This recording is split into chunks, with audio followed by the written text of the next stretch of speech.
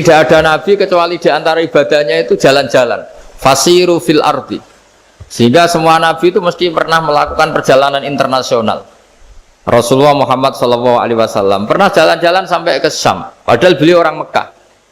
Nabi Ibrahim yang orang Syam pernah perjalanan sampai ke Mekah. Karena di antara kearifan itu ya dimulai dari apa? Jalan-jalan tadi. Kamu ngerti orang yang macam-macam. Makanya di antara kebaikan umatku, kata Nabi itu siyaha fil ard, sering berkelana. Tapi tentu untuk mengambil pelajaran. Atta ibunal abidunal hamidun as-saihun. Nah, agama mensupport itu. Sehingga kata Nabi, jika ada orang kok sholat qobliyah, ba'diyah semuanya di masjid, sama Nabi ditegur, la taj'alu buyutakum kuburan. Rumah kamu jangan jadikan kuburan, harus dapat jatah apa? Sholat. Kata ulama, kalau ada orang sering sholat di satu titik, itu ditegur. Kamu harus ganti titik yang lain supaya saksi bahwa kamu di bumi sholat itu banyak. Jadi kita ya punya nilai positif juga tentang apa? Karena kita sering siyaha, kalau bahasa Arabnya itu sering keluyuran, saksi kita kebaikan juga banyak. Tapi pesan saya paling pokok tadi ya, jadikan komunitas kebaikan itu punya nilai jual.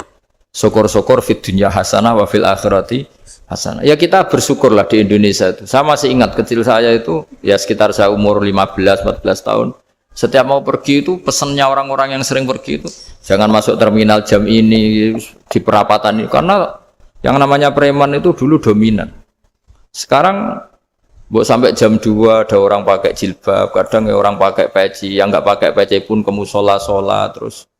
Yes, pokoknya kebaikan itu jadi komunitas dan jadi nilai jual. Bahkan tadi misalnya ibu-ibu yang pergi malam itu kan mesti ada orang-orang yang jadi langganannya karena terkenal apa? Amanah. Yang dititipi anak juga pilih orang yang terkenal apa?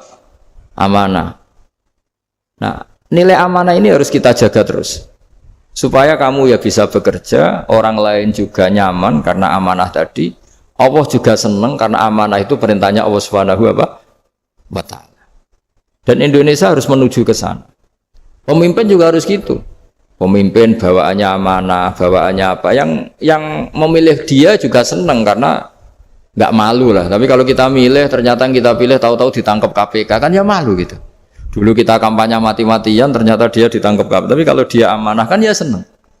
Sama kalau tukang Grab ketangkap satu karena penodaan atau karena pengkhianatan, yang malu juga semua, karena kadang-kadang nanti digeneralisir seakan-akan semuanya seperti itu. Tapi dengan reputasi panjang, nggak pernah terjadi apa-apa dalam Grab kan otomatis lainnya juga terangkat. Nah, ini yang dimaksud wa'tamiru bainakum bima'ruf. Jadikan kebaikan itu urusan bersama.